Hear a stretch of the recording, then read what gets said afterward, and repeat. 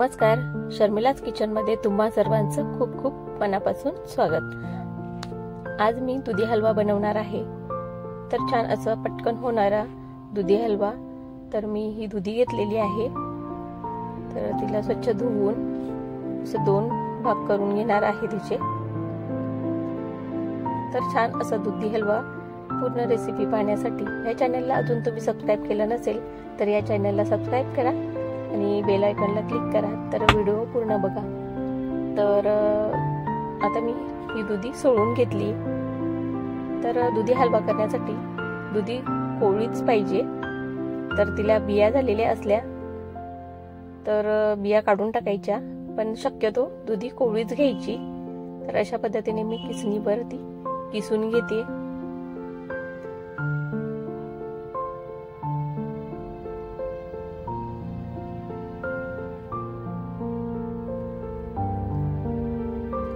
तर दुधी हलवा आमच्याकडे सर्वांनाच आवडतोय, म्हणून मी आज दुधी हलवा बनवायचा किसून झालेली आहे। तर आता ही शिजवण्यासाठी मी तुम्ही पाहू शकता पूर्ण अशी किसून घेतलेली आहे। तर आता मी गॅसवर स्टीलची कढई ठेवली, त्यामध्ये तूप घालून घेते। तर साजूक तूप घालून घेते त्यामध्ये।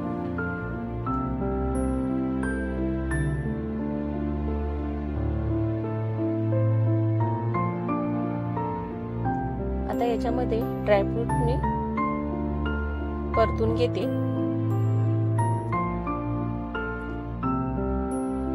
त्यामध्येच मी हलव्यासाठी हे किसून घेतलेले दुधी घालायची।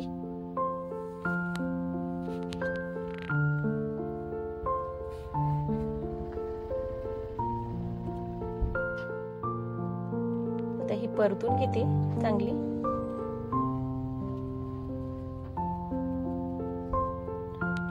त्यामध्ये मी साखर घालते 1 वाटी।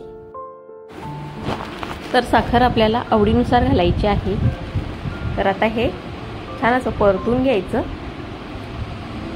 आता हा कीस पूर्ण शिजण्यासाठी आपल्याला यावर झाकण ठेवून द्यावं लागेल। तर मी यावर आता झाकण ठेवून देते। तर आता झाकण ठेवलंय। आता 5 मिनिटं हे असंच शिजून द्यायचं लो गॅसवर। तर आता 5 मिनिटं झालेली आहेत। तर हे छान असं शिजलेलं आहे। आता यामध्ये आपल्याला दूध घालून घ्यायचंय गरम। तर आता मी दूध गरम करून ठेवलेलं होतं। तर छान अशी उकळी येऊन दिली दुधाला आणि त्यामध्ये घालते आता। तर आता हे दूध घातल्यानंतर त्याला पूर्ण असं चमच्याने फिरवून घ्यायचं आहे। तर आता त्यामध्ये वेलची पूड घालते मी 1 चमचा।